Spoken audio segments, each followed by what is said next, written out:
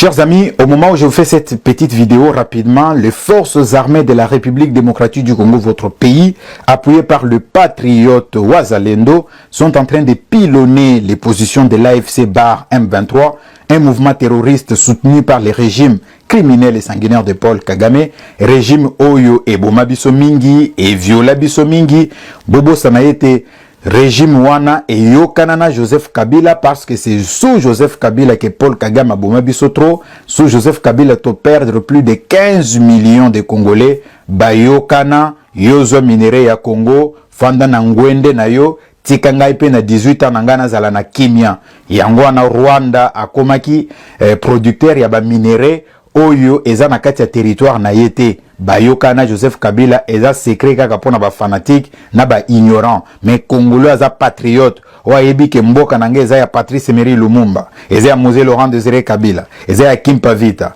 eza ya Etienne Tshisekedi, eza ya Joseph Kasavubu, eza ya Simon Kimbangu. Congolais wana koki kokosa mate po Congolais atimba biso ba Congolais to lenda. Donc ba mapinga na biso bazo pilonner ba position ya monguna na minito ba misusu ba kufi ba misusu ba bukani makolo nazo senga na ba konzi na biso ba investir massivement na ba drone ya surveillance, na ba drone ya attaque. Ba drone ya surveillance ko permettre biso to surveiller espace aérien na biso pour que to contrôler mouvement ya ba terroriste ndenge bazo se déplacer, et ba drone ya attaque et permettre biso to attaquer bango to bombarder bango pona yebisa ki bino ke jamais soldat rwandais akokota territoire na biso abimi na lolenga yela ki foazonga soit na cercueil azongi soit mise kufi soit makolo e bukani. Donc to telema pona mapinga na biso bakonzi na biso babima na distraction. Ça ne sert à rien de dépenser plus de 40 millions de dollars américains pour ko futa na équipe moko bo international soi-disant pour ko vendre image positive ya mboka libanda mboka eza na bitumba.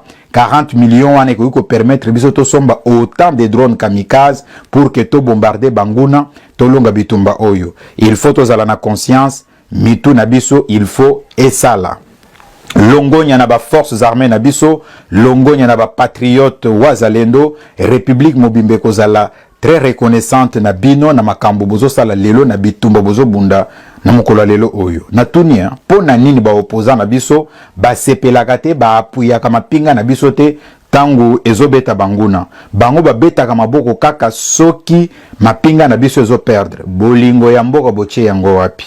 Bolingo ya mboka boche yango wapi? Sentiment ya ko appartenir na nation congolaise, sentiment ya ko appartenir na mboka mo babengi République démocratique du Congo, boteki yango wapi? Au nom du pouvoir pour que bolimbo comme ba président, mais makambo comme président eza makambo nzambe, eza muntu nyonso te comme ka président, boteki bolingo wapi?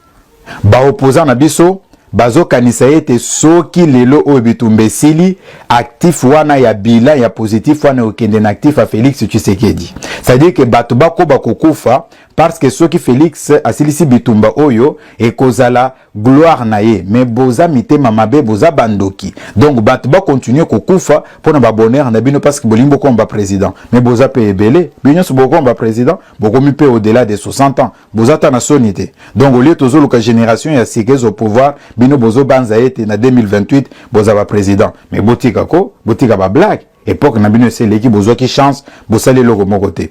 Congolais to telema po Congolais ya solo ayebi ke fwa bundela mboka na ye. Congolais ayebi ke Simon Kimbangu, Patrice Emery Lumumba, Mzee Laurent Désiré Kabila, Joseph Kasavubu, Etienne Tshisekedi, Mobutu, batu nyonso na baza ba héros national na biso ayebi ke motolo na ye kundama na mboko ya Congo jamais akondima keno ba Rwandais ba mate biso ba continue ko dominer biso. La patrie ou la mort. Tokoza na ba différent, tokoza la tolinga Félix Tshisekedi te gouvernance neza mabe, mais pona mboka na biso toza la bomoko pour que tolonga bitumba oyo Rwandais ayoka soni libela po bitumba oyo kaka nde muza lobaki tokozongisa yango na Rwanda.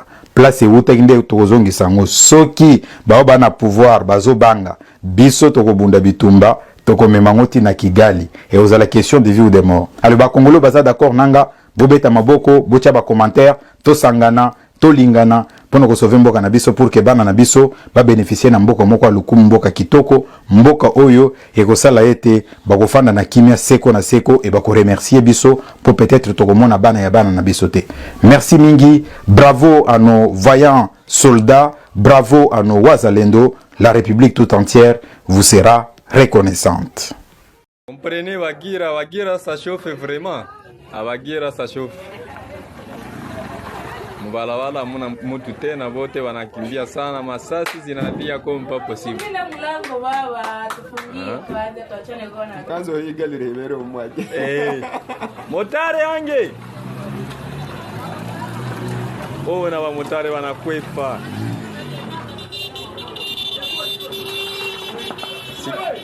Comprenez ma bord.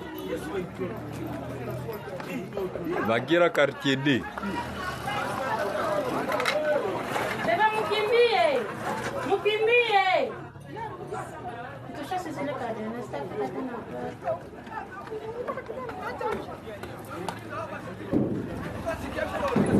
Sera checké et il n'est plus question de faire de brassage et de mixage avec ces bandits.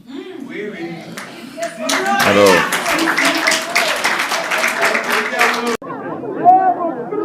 bon, zamani hali ya hapa Fataki kupita ngambo ilikia matata mambo popo alikuaka ilikiaka miti tu tuna traverse miti ilikia difficulté kabambi. Leo tunapata po ya riviere Alida kwa ile tunafurahi sana. Kwa hivi po ya leo itasaidia, italeta na sima deso kitu mingi italeta. Tulikuwa hakuna mwae ya kutoka huku na kupita hata kwa ndugu zetu hapa kukotea Jupakweshe, kotea groupement ya Nyoka. Hata kuenda kushamba, hata kuenda hata kubasoko ilikuwa ngufu sana. Wakati tunaona MONUSCO wali tusaidia si kwa kujenga ile kilalo, tunaona sasa batu kuna tembea hata na moto kubeba tasha bashakula kutoka chamba, batu iko natembea hata usiku, batu iko naenda hata kubasoko. Hakuna matatizo. Tulikia kugiza mwaya kutembea haikukua. Ndagiza violence ilikia pitaka. Na kuiba vile ilikia pitaka. Mesasa mangaza na sambalisa ile kitu sasa tuko na salama. Na tuko atembea itu salama bila matatizo. Tuko auzisha babitu kidogo kidogo wakati naenda tunarudia mwingine. Les ministres nationaux, la conférence du président de la République, la conférence de la population. C'est une conférence caméléonisante, une conférence métamorphosée, une conférence plurielle, une conférence cumulable, une conférence, je peux lui donner toutes les épithètes et tous les attributs. Donc, la conférence des gouverneurs constitue pour nous un cadet de soucis, une cadette de préoccupations, parce que nous l'avons recherché à tout bout des champs. Nous demandons à la population du Kwilu d'accueillir de manière exceptionnelle, de manière olympique, de manière abracadabrantesque, de manière exclusive, de manière nostalgique, de manière historique, de manière mathématique, de manière géographique, de manière historique, de manière scientifique. Et là, je peux faire groupuscule de tous les mots. Ça signifie que nous avons la chair des poules que d'accueillir ces grands présidents de la République. Un nationaliste revêtu d'une noblesse humanitaire, philanthrope, chauviniste, et voilà tous les attributs. Donc, que le président de la République se sente dans la peau d'un grand chef, devant être accueilli par la population du Kwilu et celle du Grand Bandundu. Nous sommes heureux de les recevoir. Mais nous avons des attentes par rapport à cette réception. Donc la première attente, c'est par rapport à la ville de Bandundu, qui doit avoir son commerce, la ville de Bandundu, qui doit être revêtue de magasins, de dépôts, la ville de Bandundu, qui doit avoir un aéroport digne de la noblesse, la ville de Bandundu, qui doit avoir des marchés, mais surtout la ligne maîtresse, la route nationale. Si pas Mongata Bandundu, ça doit être Bandundu Bagata Kambulungu, sinon Bandundu Bouzala 316. Voilà, donc merci beaucoup. Nous sommes arrivés à la fin de cette édition. Merci à vous de nous avoir suivis jusqu'ici. Si vous avez apprécié ces contenus, n'oubliez pas de vous abonner à notre chaîne, d'activer la cloche de notification pour ne rien manquer de nos prochaines vidéos. Likez et partagez cette vidéo. On se retrouve très prochainement. À bientôt.